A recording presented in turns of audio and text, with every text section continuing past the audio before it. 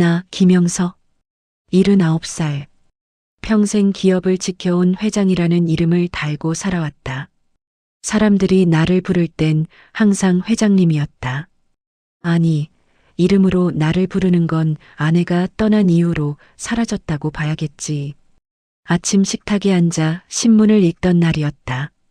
신문의 활자는 여전히 작았고 노안이 깊어진 눈을 찌푸리며 읽어내려가고 있을 때 아들의 목소리가 들렸다.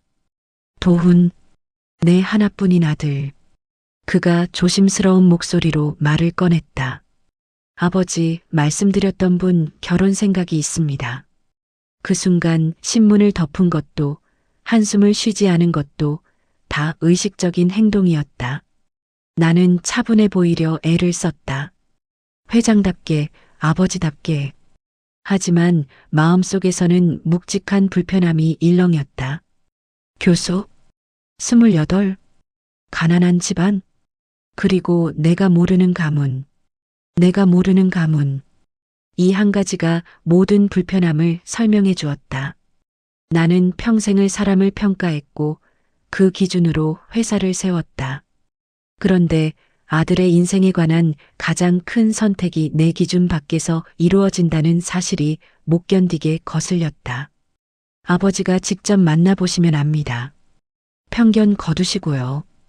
편견이라는 말이 내 귓가에 찌르듯 꽂혔다. 나는 평생 잘못된 선택 없이 살아온 줄 알았다. 내 기준이 틀린 적이 없다고 믿고 있었다. 그런데 내 아들이 나에게 편견이라고?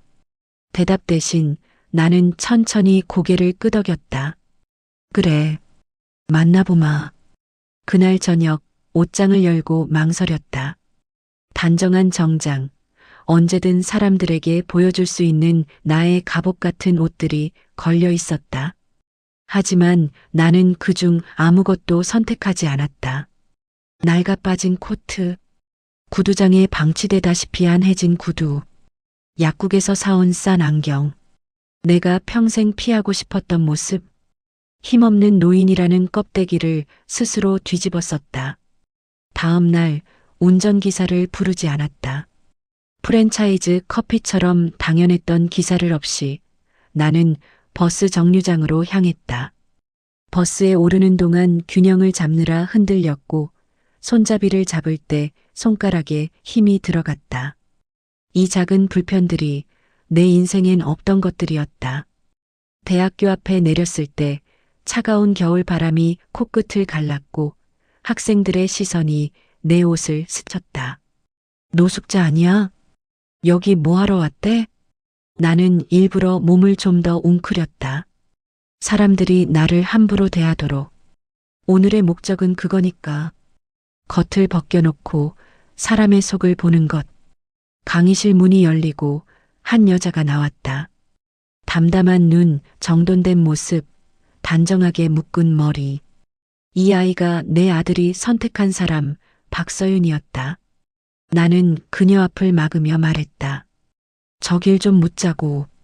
그녀는 내 옷차림을 판단하는 눈빛을 보이지 않았다. 고개를 숙이지도 피하지도 않았다. 어디로 가시나요? 나는 일부러 엉뚱한 곳을 말했다. 병원 좀 가려는데. 그녀는 서류를 내려놓고 손에 꽁꽁 쥐고 있던 연필을 가방에 넣었다. 두 손으로 목도리를 고쳐 잡고 나보다 반 발짝 앞서 걸었다. 혼자 가시면 힘드실 거예요. 버스 정류장까지 안내해 드릴게요. 학생들의 시선 속 나는 그녀를 따라갔다. 정류장에 도착한 뒤 그녀는 지갑에서 카드를 꺼냈다. 제가 태워드릴게요. 나는 손사래를 쳤다. 내가 내겠어. 할아버님, 카드 없으시죠? 처음 오신 것 같은데요. 그녀는 억지가 아닌 사실을 말하는 듯 담담했다. 걱정하지 마세요. 그냥 제가 해드리는 건 당연한 거예요. 저도 도움받아서 공부했거든요. 그 말은 의외로 내 깊은 곳을 찔렀다. 도움이라는 단어를 나는 평생 준 사람이지 받아본 사람이 아니었다. 버스가 도착하고 그녀는 내 등을 살짝 밀었다. 발 조심하세요.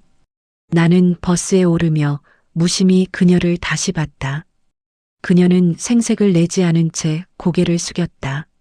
나는 그 순간 알 수 없었다. 좋은 사람인지 연기인지. 버스 문이 닫히고 나는 창밖으로 그녀를 보았다. 차가운 바람 속에서도 자세가 흐트러지지 않는 젊은 교수. 나는 자리에서 손잡이를 꽉 쥐었다. 진심이든 아니든 결점은 반드시 있을 것이다. 나는 그것을 찾아낼 것이다. 버스에서 내린 나는 일부러 학교 근처를 벗어나지 않았다. 그녀가 어디를 향하는지, 무엇을 하는 사람인지, 하루를 어떻게 보내는지 단순한 예의가 아닌 생활이 어떤지 알고 싶었다. 나이가 들면 겉모습이 사람을 만든다고 믿기 쉽다. 하지만 나는 알고 있다. 진짜는 밥 먹는 방식, 시간을 쓰는 방식, 돈을 쓰는 방식에서 드러난다는 것을. 그래서 나는 카페로 들어갔다. 학생들이 빼곡히 앉아 있고 노트북 소리와 커피 내리는 소리가 섞여 있었다. 가방엔 내 이름이 아니라 낡은 수첩 한 권만 갖고 있었다. 30분쯤 지났을까? 문이 열리고 박서윤이 들어왔다. 그녀는 서류 뭉치를 품에 안고 가방에서 지갑을 꺼내 커피를 주문했다. 눈 밑에 짙게 번진 피로. 말수가 적은 유형의 사람에게서 흔히 보이는 무언가를 오래 붙들고 살아온 표정이었다. 그러나 커피를 받기도 전에 휴대폰이 울렸다. 엄마라고 떴다. 그녀는 멀리 가서 받지 않았다. 그냥 그 자리에 서서 통화했다. 네, 엄마. 오늘 병원에서 뭐라고? 수술 날짜? 비용은 네, 제가 벌어서 드릴게요. 당장은 돈을 당겨서라도. 나는 그 목소리를 듣지 않으려 했지만 들리지 않을 수 있는 거리가 아니었다. 그 순간 그녀는 고개를 숙이고 한숨을 쉬었다. 그러나 울지 않았다. 감정에 끌려가지 않는 사람. 울고 싶어도 지금 할 일이 더 많은 사람만이 할 수 있는 표정이었다. 잠시 뒤 다시 전화가 왔다. 이번엔 아버지. 서윤의 목소리가 조금 낮아졌다. 아버지, 집 팔자는 얘기는 너무 요란해요. 제가 할 수 있는 만큼 해볼게요. 대출은 쉽게 받는 거 아니에요. 그건 마지막이에요. 그녀는 욕심이 없는 게 아니었다. 하지만 무서운 정도로 원칙적이었다. 나는 속으로 생각했다. 돈이 없는 사람은 돈을 줬기 마련인데 이 아이는 돈을 피한다. 그게 나를 불편하게 했다. 내가 평생 의지한 게 돈이었기에 돈을 피하는 태도는 이해할 수 없는 언어였다. 그녀는 뜨거운 커피를 두 손으로 감싸 쥐고 짧게 숨을 골랐다. 그리고 작은 노트에 무언가를 적기 시작했다. 시험 일정, 논문 검토, 지도 학생 상담, 병원 일정. 군더더기 없는 선, 흐트러지지 않은 글씨체, 정돈. 그녀의 삶은 혼란스러운데 행동은 정돈돼 있었다. 나는 그 모습을 보며 다시 마음을 다잡았다. 그러나 원칙이 강한 사람은 때로 더 위험하다. 상대가 흔들릴 때 그 원칙 때문에 상대의 것을 잠식하는 법이지. 나는 그렇게 결론 지으며 커피를 마셨다. 쓴맛이 강했다. 그리고 나는 그 쓴맛을 씹듯이 삼켰다. 그날 오후 나는 캠퍼스 뒤편에서 또 그녀를 보았다. 학생들이 몰려 있었다. 누군가 과제를 들고 울먹이는 듯 했다. 교수님, 저 집안이 좀 복잡해서 과제를 제대로 못해. 서윤은 그 학생을 혼내지 않았다. 대신 말없이 노트북을 꺼내 그 학생 옆에 앉아 무언가 설명하기 시작했다. 기한을 어기면 불이익이 있지만 지금 포기하면 다음 기회 없어요. 제가 도와드릴 수 있는 건 방향까지예요. 대신 직접 하세요. 대필은 당신 인생이 아니니까. 그 말은 나를 찌르는 철사 같았다. 대필은 당신 인생이 아니다. 나는 그 순간 이상한 쓴웃음을 지었다. 왜냐면 나는 내 인생을 내가 아닌 것에 맡기며 살아온 사람이었으니까. 내 인생을 지킨 건 내 능력이 아니라 돈과 사회적 위치였다. 그렇기에 나의 인생은 나 혼자 한 것이 아니었다. 그녀는 학생에게 길을 내주고 있었다. 그러나 그 길을 대신 걸어주지는 않았다. 도와주되 손을 빼는 방식. 그건 강자에게도 약자에게도 쉬운 일이 아니다. 바람이 세차게 불었다. 날이 점점 더 추워졌다. 서유는 학생에게 미소 짓고 가방을 메고 돌아섰다. 그녀는 평범했다. 하지만 품위가 있었다. 그러나 나는 결심했다. 품위 있는 사람일수록 결점이 있을 것이다. 그 결점을 찾아야만 한다. 다음 날 나는 다시 학교를 찾았다. 이틀 연속 같은 낡은 코트, 같은 싼 안경. 이제 슬슬 익숙해져도 될 법한데 그 옷을 입고 거울을 보면 여전히 낯설었다. 내가 쌓아온 모든 껍질을 벗겨낸 느낌. 남루한 옷을 입으니 사람들의 시선이 비수처럼 꽂혔다. 등 뒤에 꽂히는 시선이 이렇게 무거운 것이었나? 평생을 보여지는 존재로 살아왔기에 보이지 않을 자가 되는 건 버거웠다. 서윤이 강의실을 나오는 시간을 맞춰 복도 끝에 섰다. 문이 열리자 안에서 학생 몇이 웃으며 나왔다. 그 뒤로 서윤이 고개를 숙인 채 서류 봉투를 끌어안고 나왔다.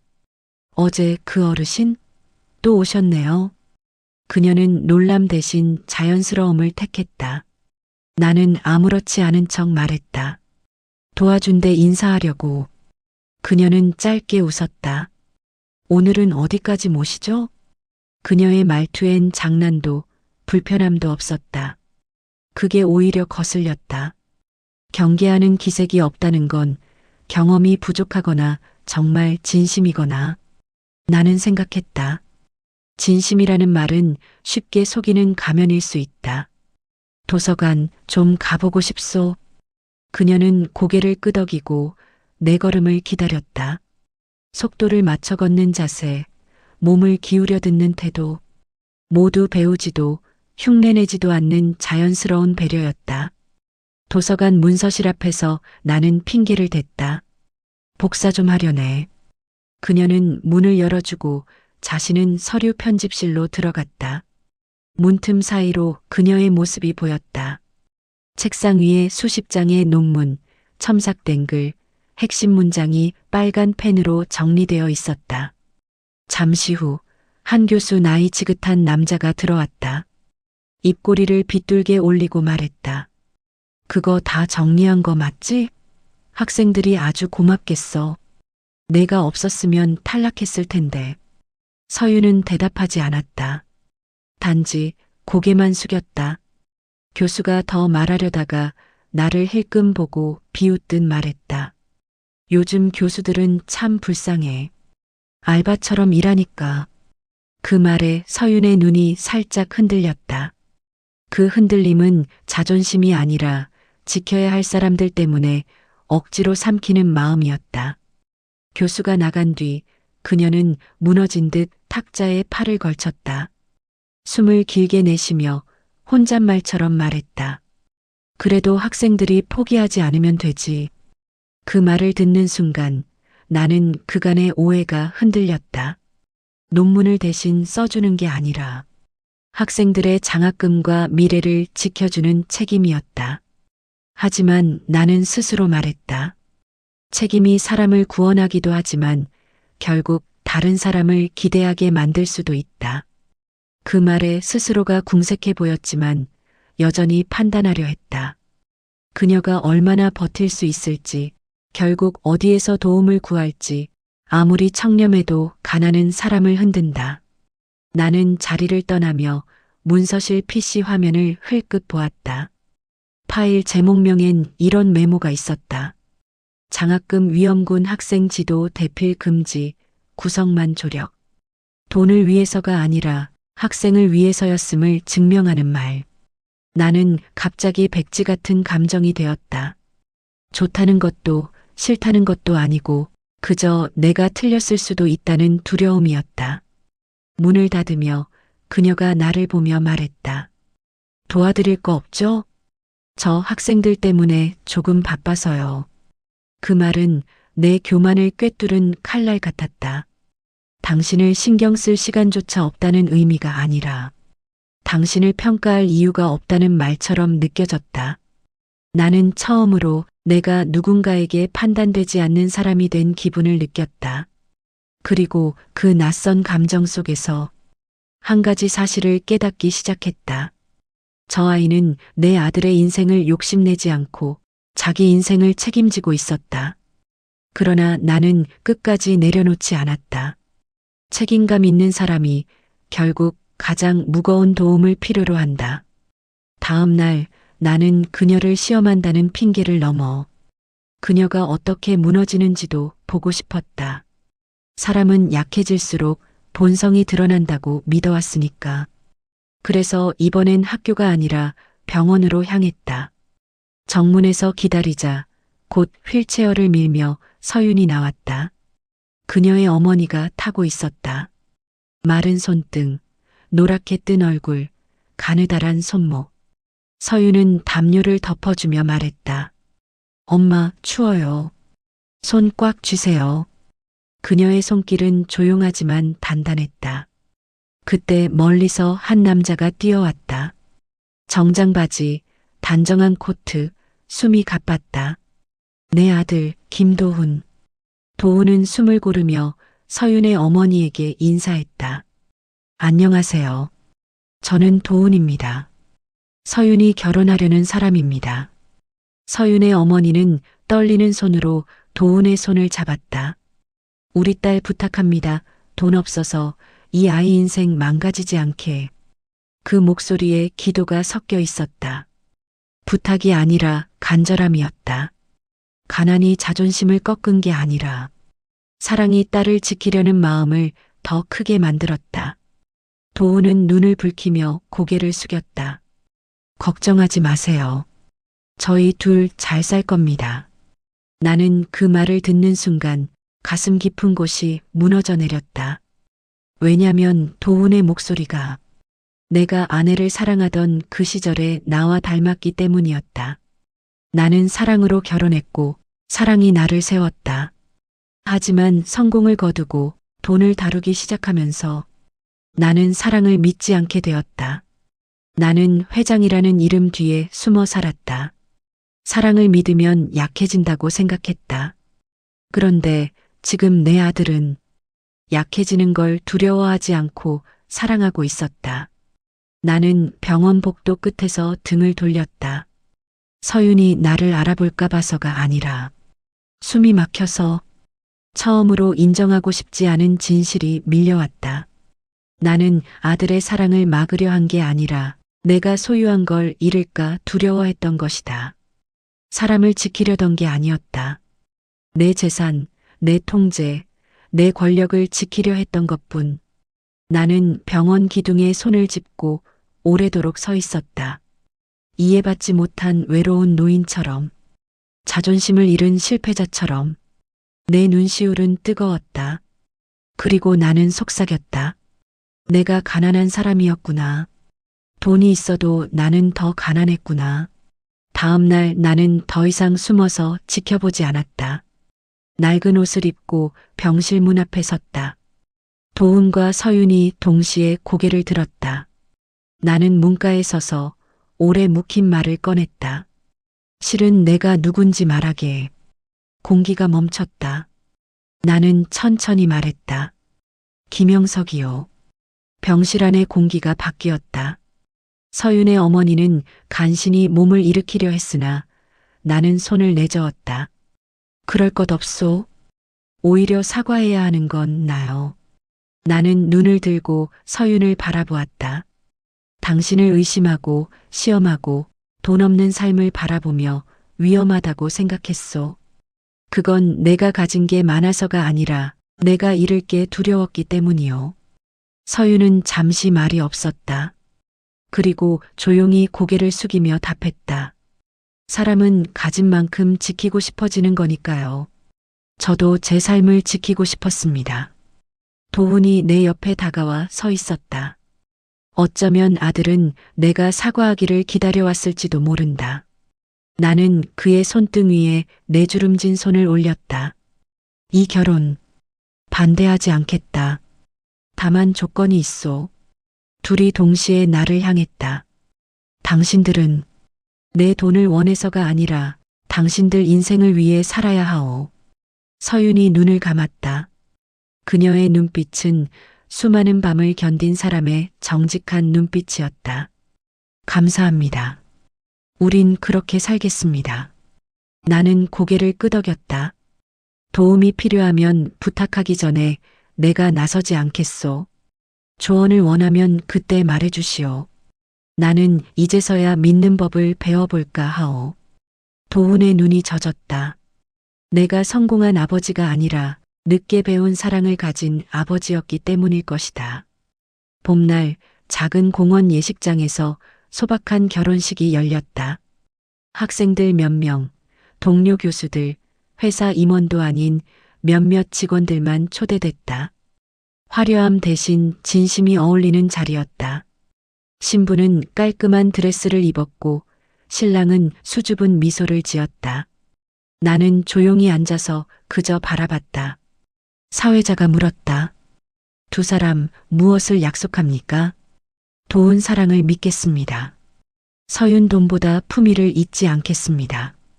나는 눈물을 삼키며 속삭였다. 사람의 품위는 돈이 필요할 때 드러난다. 그리고 마음속으로 아내에게 말했다. 당신 말이 맞았소. 사람은 사랑 없인 오를 수 없더이다. 결혼식이 끝나갈 때 봄바람이 조용히 불어왔다. 내 마음도 오래 묵은 겨울이 끝났다. 나는 이제야 어른이 된 것 같았다.